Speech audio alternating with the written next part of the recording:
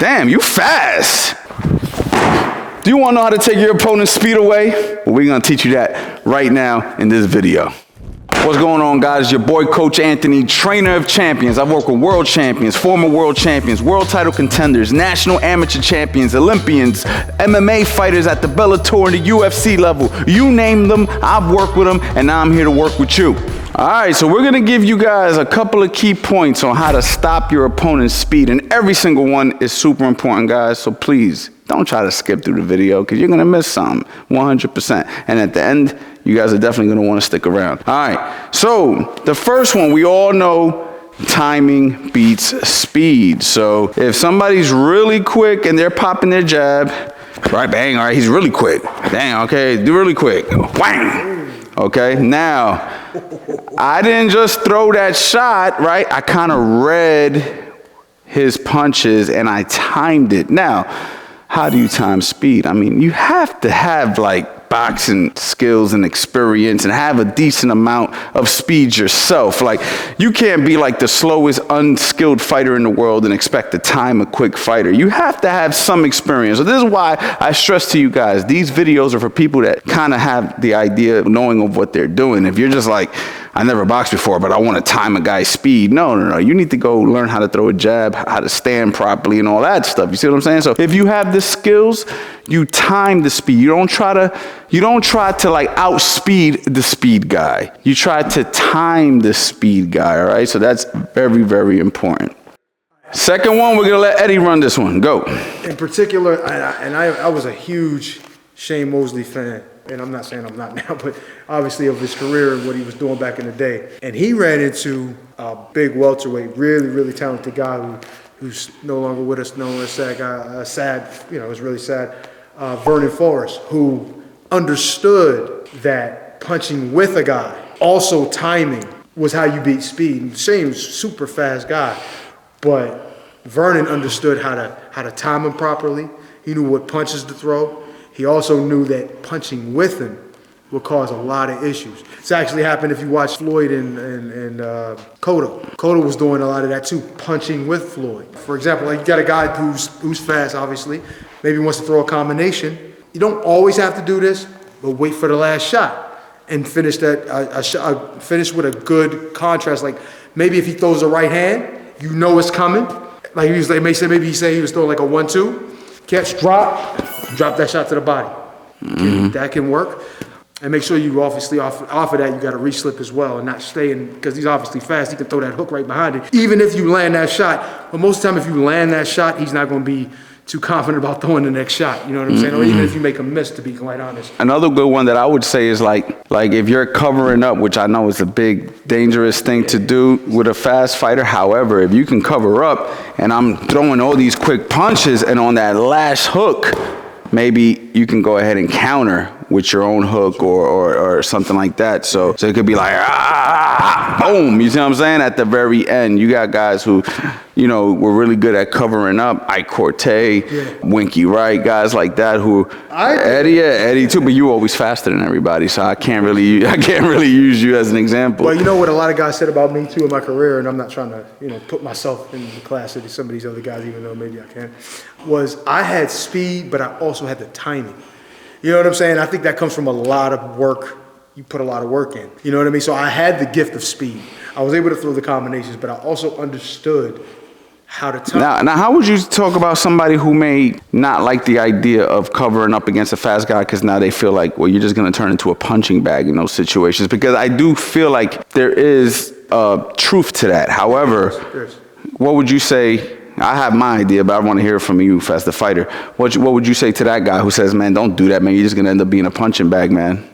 And that is true to a degree, but you just have to, if you're going to cover up, if you're going to put your hands up, you're going to walk a guy down, you're going to have to make sure that there is something that you are doing within that to make him respect you. Whatever counter punches you do decide to throw, even if it's one here, one there. When I fought a guy by the name of Alexander Povetkin, he was extremely busy. Once he realized that I was looking for the perfect shot, he said, okay, I got to get on my hometown hustle. I got to start moving my hands as much as possible so I can make sure that I pile up rounds.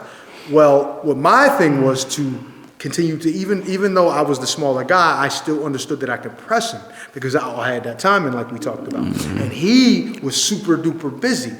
But what I started to do is I started to change the ranges a little bit with him. Like I was walking him down, but then I would stop, pull counter. I would sometimes catch, counter, shoulder roll, counter. So even though he was still out punching me, punch for punch, mine meant more. So early in the fight, I was winning by a good amount, even though, not necessarily on a scorecard, but this is boxing. So, but what you have to do in a situation like that, and it's not so much that I wasn't as fast, I was clearly much faster, but like I said, it was about what my punches did for me at that moment. Now I wasn't necessarily a bigger puncher than him, but what I did meant more. It was easier, cleaner shots to see for the judges. So when my shots landed, and I may not be that big of a puncher, but believe me, his face didn't know that. Because if you saw his eye and different things like that, you saw the effects. But like I said, I understood that regardless of how many punches I was going to throw, that if I was going to throw less, I had to make mine mean more. They had to be seen more. You understand what I'm saying? It's like if he threw 6 punches, my one punch would cover that 6. Yeah, exactly. And also, just so you know, you don't necessarily have to wait for the last punch of the combination off the cover-up. You could be punching every chance you feel you have. So if I'm covering up against Eddie and he's running a quick bang, if I see something in the first 2 punches, I can get my hook off right there, or you know what I mean? And so therefore, we're not necessarily waiting to the last shot. We use that as a general guideline because maybe the guy's so fast you don't feel confident enough to shoot to the last shot. But if you can start to weather the storm, it'll become a little bit easier for you to say, you know what, I can actually punch sooner. So if he throws 2, I'm gonna throw 1. For every 2 he throws, I'm gonna throw 1, but my 1's gonna count. Right. See what I'm saying? Like what Eddie was just saying. So if you do play the cover-up game, it can be applicable against a faster fighter. You just have to be sure that you're not just laying there. Because if you lay there too long, now you're just becoming a punching bag, and that's something that you definitely don't want. So there's a fine line to it. You see what I'm saying? A lot of guys call this the high guard or the peekaboo. I call it covering up. You see what I'm saying? Because that's simply what you're doing. You're just trying to cover up, you're trying to wait, and then you're trying to shoot something off of that. That's true. That's very true. But it can be a style. It can be something that you use like. Oh, yeah, right? For sure. So it just depends on how you utilize it. Yeah. Like if your normal style is to hold your hand this way and all of a sudden you're in a situation where you're like this, that's clearly covering up. Yeah, that's true. There are guys who fight like this at all times. Exactly. Yeah. So with me, like I used Tomas, I had one hand. So I didn't have the ability I was much faster, but I didn't have the ability to punch with him with the volume that he was coming with. So what I had to do, once again, I had to make sure each shot meant more, or at least was easier to see. So, and another thing that you mentioned, you said you don't have to wait for the last punch. He would constantly, and this is where also we talked about this in another video, understanding your opponent enough to know he likes to throw 3 jabs almost every single time he started his jab. He would throw 1, 2, 3. So what I started to do is I said, I'm going to counter it. Of course I'm going to counter it, but I'm going to counter it at different times. The first jab come, bop, I'll counter it. I let him throw the double, then I'll counter that. I let him throw all 3, and then boop, I bring a counter right hand after that. So I started to understand that I don't have to outpunch him to get my point across. And then I'm making him miss as well. So now he's wasting energy trying to punch me and still giving me what I needed to land what I needed as well. So it's the same kind of thing that I was saying about Povetkin happened again here with Tomas. Yep, there you go. All right, so let's go ahead and continue. This one is going to be, go to the body every chance you get. Slow your opponent down, right? I mean, that's like a traditional fundamental. So, I mean, that's as simple as explain, man. You got a super fast guy, you touch the body here. You got a super fast guy, bang, you touch the body there. Guess what? That gas tank, little by little, is going to start to slow down.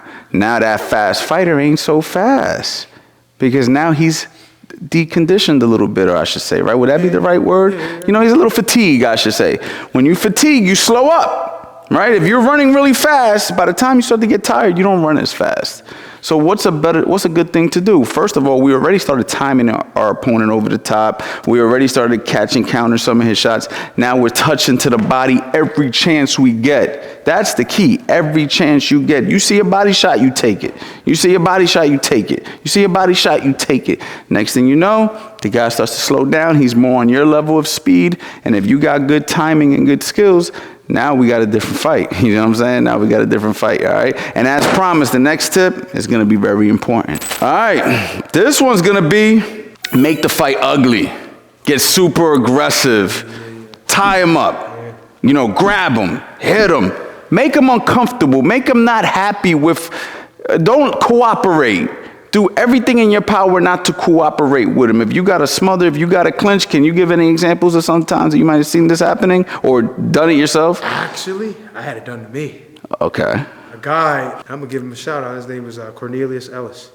This dude, he understood the assignment when it came to fighting me. He understood. Faster guy, good boxer, understands range, all this and that. He said, I'm not gonna do anything necessarily to win the fight, necessarily. I'm just gonna make it ugly. I'm gonna hold him, I'm gonna push him, I'm gonna headbutt him, I'm gonna hit his leg, I'm gonna do everything that I possibly can to make this fight an untraditional fight. A street fight, so to speak.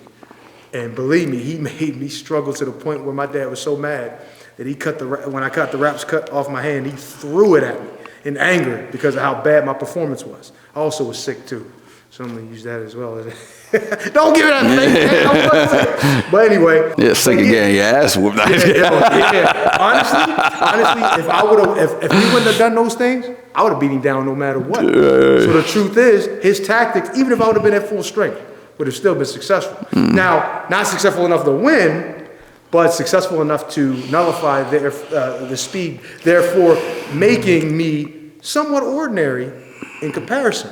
You know what I mean? Now, I'm still able to beat him, but I should be able to beat him. But I didn't look as good and wasn't as happy with the performance, and we went back to the dressing room like we lost, even though I basically shut him out. Right. You understand what I'm saying? So if you know that you're fighting a guy like that, like a Floyd Mayweather, kind of like what's his name? Maidana. Marcos Maidana, biting his glove, hitting him on the shoulder, hitting him. Man, he didn't win. He didn't win, but he didn't make the fight pretty, and a lot of people felt that Floyd had a tough fight with him. When he fought Castillo went to the body, was super aggressive, did all these things. This is how you neutralize a fast fighter, by just not cooperating. Nothing more than a fast fighter loves is for you to cooperate with the rules of boxing traditionally. If you traditionally play by the book, I'm just gonna go ahead, sit here, try to go punch for you, try to go hook for you. Man, that speed fighter is like great. This is gonna be an easy night. The second that you decide, I'm not gonna cooperate, I'm gonna be unorthodox, I'm gonna be aggressive, I'm gonna time his punches, I'm gonna go to that body, I'm gonna wrestle with him, I'm gonna do whatever I gotta do, all of a sudden that fast fighter has to come up with a little bit more than just being fast. All right, so these are some really key tips, some really key elements. Guys, if this provided value, man, press the like button and also subscribe to the channel, man. What are you guys waiting for? You know what I'm saying? Are you waiting to like run into somebody who did watch my videos and lose because you didn't pay attention to these videos? Man, you need to go ahead and subscribe to the channel because we got a lot of heat coming 2024, brand new energy. Also, guys, we have the $1 Million Mitts course either out or it's coming out. But that's what these sweaters are, so be on the lookout for that. Also, you already know to go to coachanthonyboxing.com for all your boxing needs. We got you covered. Boxing life. All right, and also, guys, I know I talk a lot about going to the website and checking out the courses and whatnot, but we also got some free stuff in the description, man. So make sure you guys go to the description. I got a bunch of free stuff in there, so if you guys want some freebies, make sure you guys go to the description. All you're going to have to do is drop your email in there, and you guys are hooked up.